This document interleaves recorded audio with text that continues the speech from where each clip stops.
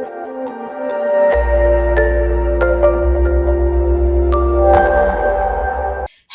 and welcome to Janette's TV and Janette's TV podcast. I'm your host, Janette Burke. Today we have the incredible Sheba Mason on our show. And for those of you who don't know who Sheba is, she's a well-known comedian who had a famous father comedian named Jackie Mason. She's also the daughter of playwright Ginger Reiter. And she's going to be here talking about her career and her new play. It's a musical called the Jackie Mason Musical. And welcome to Janette's TV and podcast, Sheba. So nice to have you. Hi, thanks for having me. You're welcome. So Sheba and I actually had the pleasure of meeting in Toronto when she was here doing another comedy show under the banner Jewish Princesses, which was part of the Leah Posnan's lineup. And it was really nice hearing your routine. So I want to ask you, Sheba, what inspired you to become a comedic actress? And I mean, you could have done other things, right? So how did you get into it, and why? Why did you want to do this? Well, my father, is the late comedian Jackie Mason. He was a legend, but he wasn't around that much when I was a kid. But my mother, in her own right, is a playwright. And so my first role, I was a stage prop in my mother's play when I was a baby. I'm just kidding. But I was just a prop, because babysitters are expensive. So she would just stick me in her play as like, there's that baby, just for now.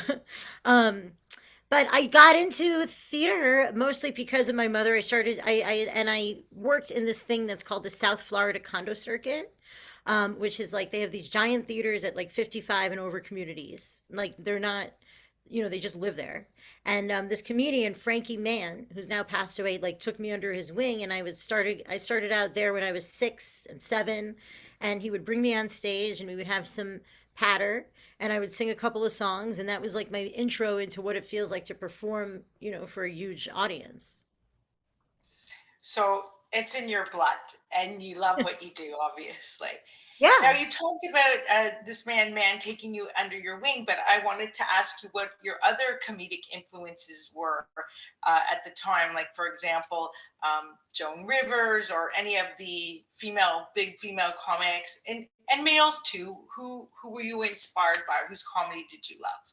I mean, I love so many people from like that past generation. Joan Rivers, of course. Even Phyllis Diller was hilarious. Yeah. I mean, like they were strong women. Even Roseanne was like really, like these are strong women who like found their own voice and developed, and like, at a time when it really wasn't so easy for women, when women were kind of just not even, they were just meant to be Mhm, wives, right? So we've come a long way since then. I loved Eddie Murphy. Some of his like earlier work was incredible. mhm. Um, I like these people were like hilarious. Nowadays one of my favorites is Dave Attell. But I guess that's because I open for him sometimes. But I just think he's like just so funny. He's just so snarky and raw and like really funny. And your comedy, I mean, I know you're out a lot, almost every night of the week in Manhattan performing, which has got to be exhausting. And your comedy has certain uh, nuances to it. Like you're very good at talking about dating in the New York scene. You're also very good at commenting on political things. But you've said before, and I'll have you say it again, that comedy has changed over the years, and that, things that worked in the past, including what made your father so famous, that style of comedy would not fly in today's world. So, how do you choose what you're going to say in your routines? And how do you know it's going to be funny?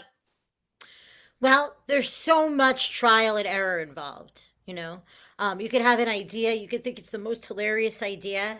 You could try it and it'll just completely bomb. And sometimes you have to figure, well, is it the idea that's not funny? Because any idea can be funny. Or is it the exact rhythm and the exact wording? Stand-up comedy is a lot like music in the way that rhythm really matters, the rhythm. And so sometimes if you change a syllable, it can change the entire outcome of a joke, which is so unbelievable to me even still. as far as certain topics are concerned, it depends if you're afraid of being canceled or not, right? A person like my father today, I don't know if he could do half of the things that he did. You know, he made fun of a lot of ethnicity. So did Don Rickles. Everybody from that generation did a lot, right? You can't really get away with that now, unless you just don't care and you want to continue and just say screw it, so I'll be canceled, and be a rebel. I'm sure he probably would have done that today. He was always kind of the rebellious type. He's the bad boy of the Borscht Belt. Mhm. Um, but again, he mostly made fun of Jews, and you can still kind of make fun of Jews. Like, we're the only ones who seem to not care. We just have always had this light, playful sort of sense of ourselves where we don't mind being made fun of if it's, in just in fun.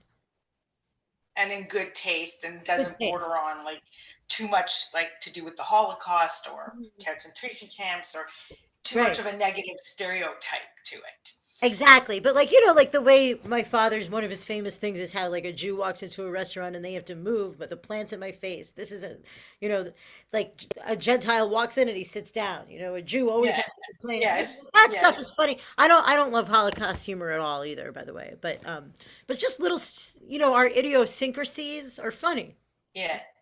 We're a certain type. We definitely are. So getting into the play and more about the play is about your father. The first thing I wanted to ask about the play is, well, first of all, let's say that you actually are in the play. It's a comedic play and it's also got music. And it was written by your mom and you star in it and you play your mom. And so how did you guys decide what pieces of that 10-year relationship that your parent, well, your mother and your father had, that you were the outcome of, the love child of? How did you decide the pieces that you were going to tell and the pieces you weren't going to tell, and how to put it to music? Like, why did you choose to have it as a musical as opposed to just a dramatic play? Why did you choose to be a part of it in this stage of your career? Well, those are some really intelligent questions. Those are great questions. Um, I don't think I've ever been asked that before. I mean, really, those are really good questions. So my mother, in her own right, before she ever met Jackie Mason, was a composer. She would like write songs here and there. She was kind of funny herself. She was a regular artist on the scene. She lived in New York and New Jersey and then moved to Florida. She moved to Miami after, like, she just needed a change. She was a belly dancer as well, and she would always write music. So she was already a composer. Then when she met him, and they started dating, she was so like sort of dumbfounded and like in awe of this person. Like he's just so different from anyone you've ever met. Her mother kind of pushed her into dating him, which is shown in the play. And so I think, as far as the play is concerned, in many ways, it's when you're an artist, you write about what you know. A lot of my jokes are completely from my life. All the songs about breakups and everything are usually from something that happened. So she basically took what she knew was going on in her life and had to write about it because it's that compulsion when you're so she basically took songs. um she couldn't help but write, like, there's a song Today, Tomorrow, or Next Year, which is kind of a soft sort of romantic tone of a melody. And it basically, like, it was about the fact that she would miss him. He would see her every winter season when he was in town in Miami. And then sometimes he would like disappear for 6 months and she wouldn't hear from him and she would miss him. And her mother would say to her, well, if he doesn't call you today, he'll call you tomorrow. And if he doesn't call you tomorrow, he'll call you next year. So she wrote a song like that about that. She also wrote a song called Ode to the Early Bird Special. Uh, Yeah, I love that one. oh, thanks. Yeah, that's As a girl who used to go to Florida growing up and go to the early bird special, I have to tell you, I love the name of these so songs. you really get it. So go You ahead. really get it. Like you Yeah, really I get it. understand that I get whole, like the Rascal House and like that's sort of it. a Exact wolf. Yeah. it's like Yes, go emblematic. ahead. It's like emblematic of that era. Yeah. So like she would go with Jackie from coffee shop to coffee shop. She would notice this sort of, you know, mentality, the early bird special, and and how they even make fun of that on Seinfeld. So she wrote a Yeah. big chorus number where we're all dancing and we're singing, "Love, I love the early bird special," and it's like a big, one of the bigger showstopper numbers.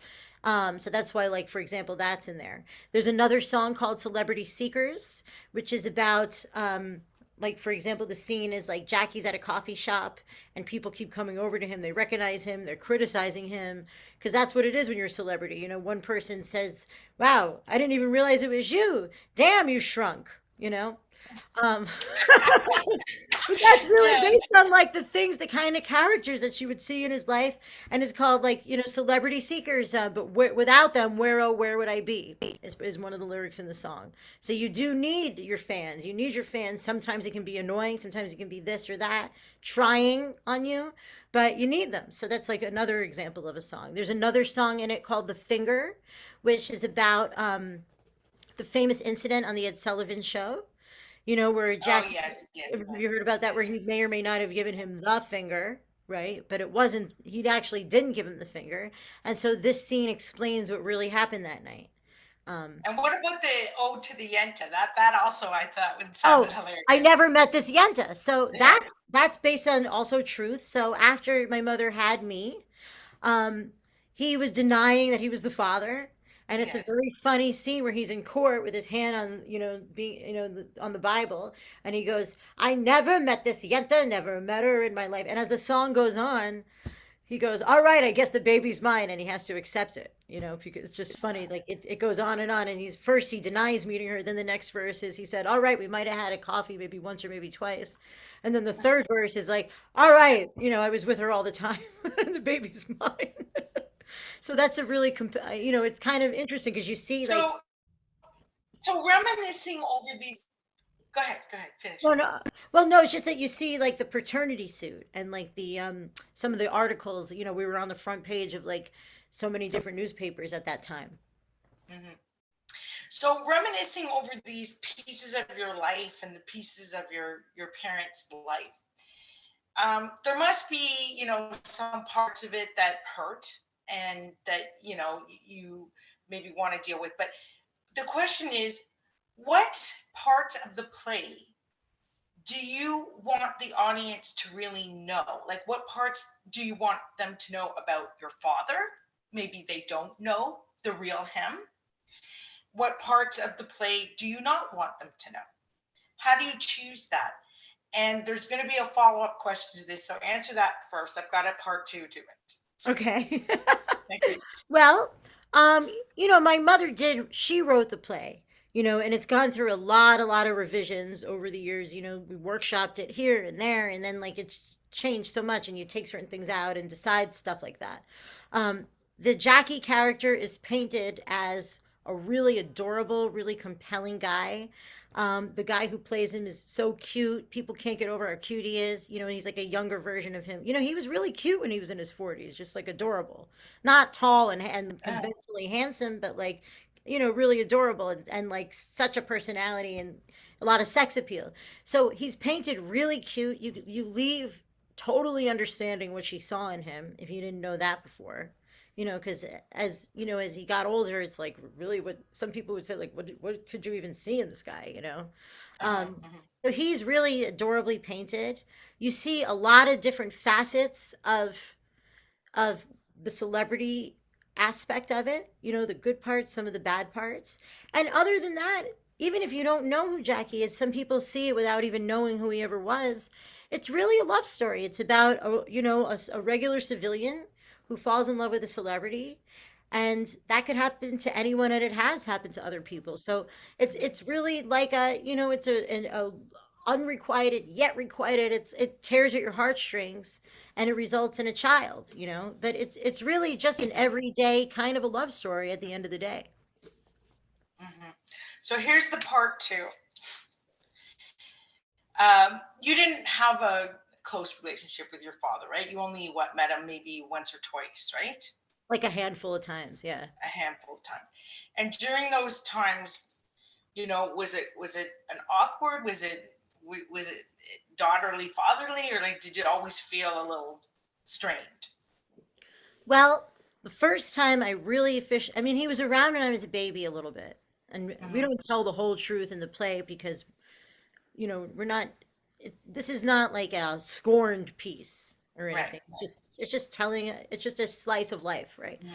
So when I was 8, I met him for the first real time, that I can remember. And I went to see his show, and backstage, he was very tender and very friendly to me. And he said, "Oh my God, she looks just like her mother," which was like so tender. And you do look a little like him too. Yeah, Yeah. Go ahead. yeah, Go ahead. even with the blonde hair, right? And so, Yeah. so he has a very controlling manager in his life that he's always had, and Mhm. she, um, and understandably, because she was in love with him too before my mother came into the picture. But my father was known to be a real player, right, with women. Yeah, I found that out, but to be honest with you, I was a little surprised to learn about that because, I know your father's background. He was raised in an Orthodox Jewish family. He was an ordained rabbi, and some of the things that I found out about him was like, oh, that shocking kind of behavior for what I thought he had been raised like. But carry on with Exactly. what you're saying. Well, I think he was like making up for lost time, because I guess, you're yeah, so kind of like repressed when you grow up so Orthodox. It's like you don't yeah, even see women until you're yeah, like yeah, 6. yeah. Um, so uh, for what was I? I forgot where it You were was. saying about meeting him and how Oh his yeah. manager So was controlling.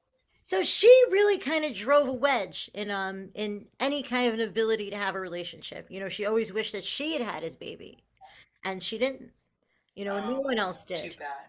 Yeah, Yeah, nobody else did. So yeah, she was really, really jealous for many, many years after I was born.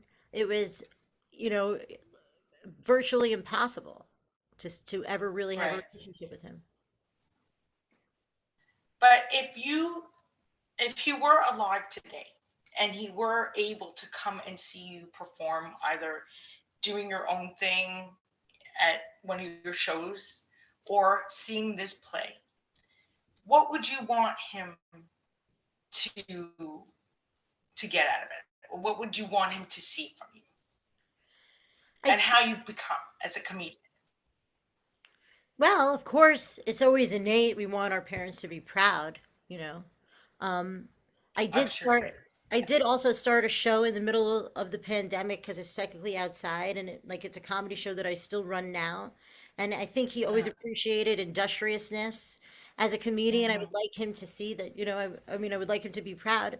As far as the play goes, I think on some level spiritually, because I believe in that stuff, I think that he's got to be a little happy that we're keeping his name going. And and such an Oh adorable yeah, guy is playing the role, and we do a little tiny bit of his act in the play, like you can see how funny and charming he was. And I mean, if somebody wrote a play about me and I was dead and they made me look really cute and fun, I'd be like, wow, that's amazing, yeah. so And you're also keeping a piece of his career alive too, right? exactly, like we're really And keeping his legacy alive. yeah, yes, I think that's wonderful. So, talking about the play again, I mean, it's done so well all across the United States, and I heard a little rumor that it's coming to Toronto, and I wanted you to tell us a little, if you can, share the details about how and when it's going to come to Toronto, because I'm sure there's a lot of people up in Canada that love to see it. Oh, yes, we're so excited. This is our first time doing the play in Canada. And, I love Toronto. I had so much fun there last time. We're going to do it at that same theater that I was at, which was the JCC, right? Right, it's called You know, the Leah Posnan's Theater the Leah at the Pausens JC Theater. Okay, the Theater JCC. at the Jewish Community Center in Toronto at Bathurst and Shepherd. Yeah, great place. I'm really happy for that. When will it be? That's going to be December. Let me just double check the exact date here. It's December 3rd, 2nd, and 3rd. We are Oh, avoiding great. Shabbat, with due courtesy to Shabbat. So it's going to be on, I'm sorry, the 3rd and 4th, Sunday and Monday, the 3rd and 4th. Okay, great, We're going to do great. 3 Can't shows. wait to see it. Yeah, thanks. I hope you can make it. And I'm sure it'll be a sold out show both nights. So you're catching people just before they go to Florida too, so that's good.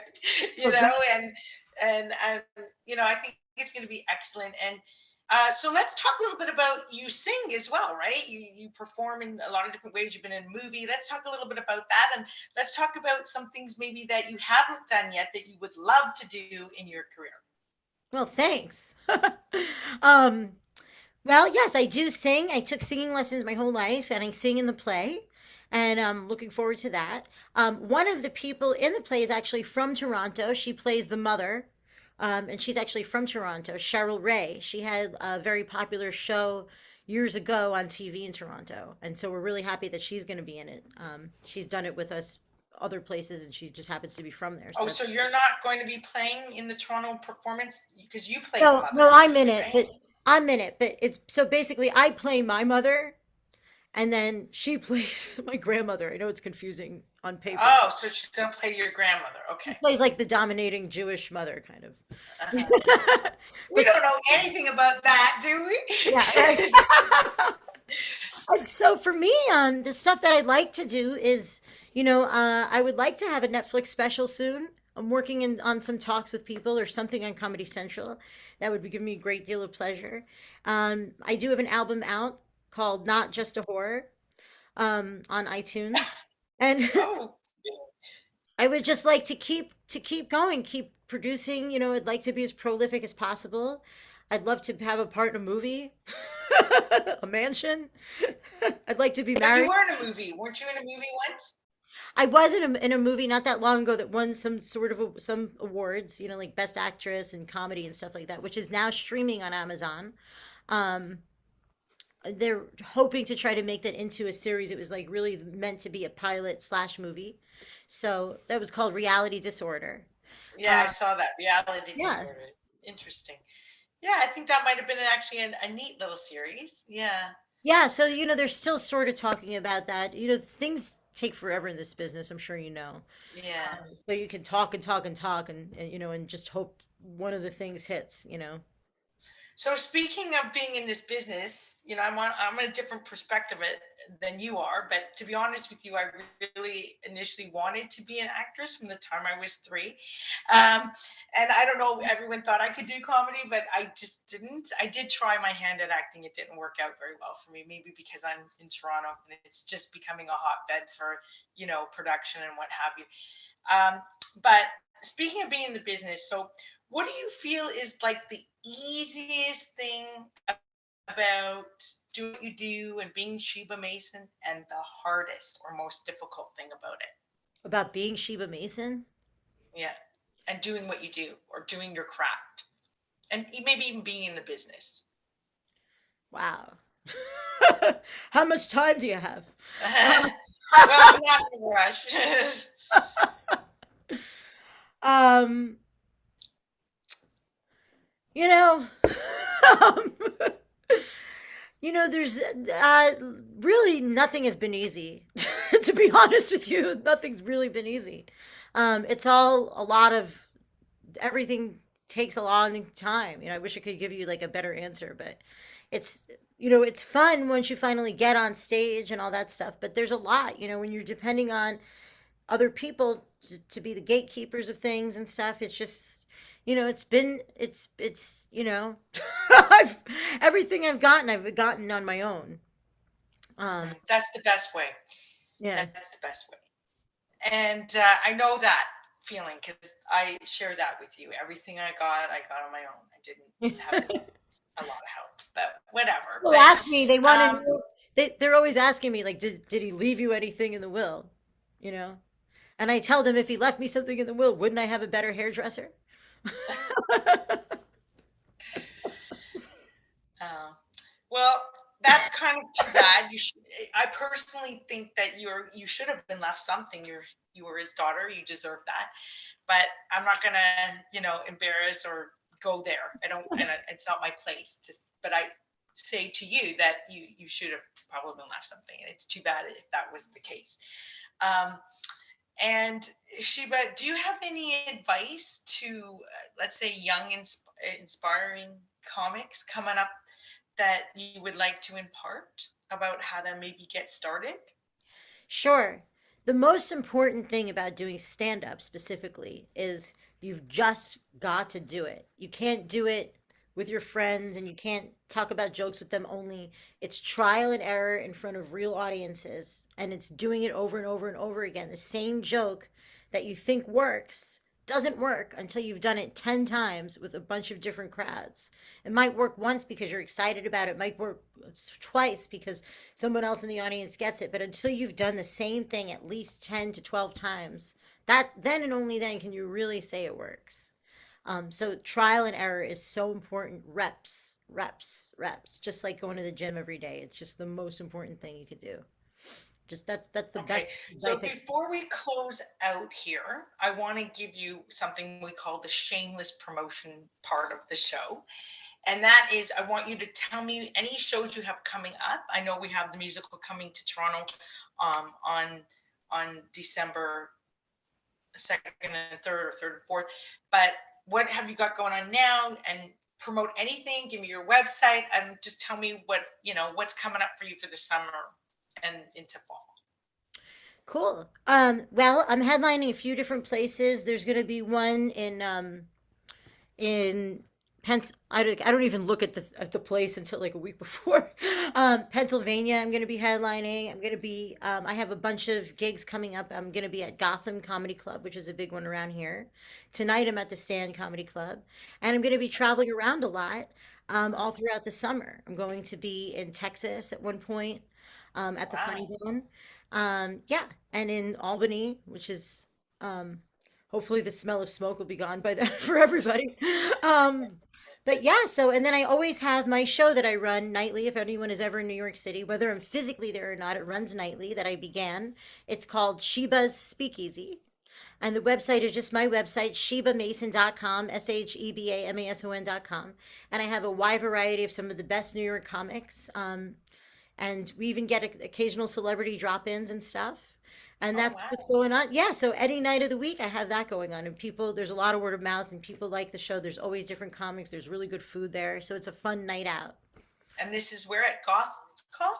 This is Sheba Speakeasy at the Three Monkeys. So the Three Three Monkeys. Monkeys, yeah. So that's what I That in started doing for my Manhattan? comic. Yes, that's on It's in Manhattan. 54th Street between Broadway and 8th, and like that's Yeah. and it's right there in Midtown. So it's my comedy room is like a whole separate room upstairs in an enchanted covered courtyard, not subjected to the Oh, elements. wow. Yeah, How awesome. I've been dying to go to New York for so long. I haven't been there in so long. So if I ever get there, maybe I can come and check it out. of course. You come for free, of course. Oh, thank you. Thank you, Shiva. That means a lot to me that you would invite me. Um, say your website again for the audience. I'd love, just to make sure they catch it, make sure that they have it. Sheba Mason, right? Spell it. Yeah, so it's SHEB like a boy, A Sheba Mason, MASON.com. And like all the information is there. Okay. So I want to thank you so much for coming today and being a part of my show. It's been really nice interviewing you. And I want to thank you, my audience, for joining us today. Before we close out, I just have a few things I want to say. First of all, you can find us everywhere, all over the internet, Facebook, in LinkedIn, Instagram, Pinterest, YouTube. Like, honestly, we're everywhere. And we also have the podcast side, which is on Apple, iHeartRadio, Buzzsprout, BuzzFeed, and like that list goes on and on. So for a complete list of where to watch and listen to us, please check the show notes, and the links are all below. Also want to remind you that if you haven't already done so, please join our YouTube channel, and you can support us in one of two ways. We have a sponsorship on the YouTube channel. No donation is too big or too small, as we continue to bring you the best women's business and lifestyle content on the net. We also have these great t-shirts, JTB logo and we have them in sweatshirts too, either with the JTB logo and tagline or an inspirational saying made by me and a previous guest in a previous episode. All you have to do is pick your size and color and which one you want, and the orders include shipping and handling, and they will be sent straight to your front door. Again, thanks so much for sharing your time with us today. This is Janette Burke, your host, signing off. And until next time, continue to be fabulous.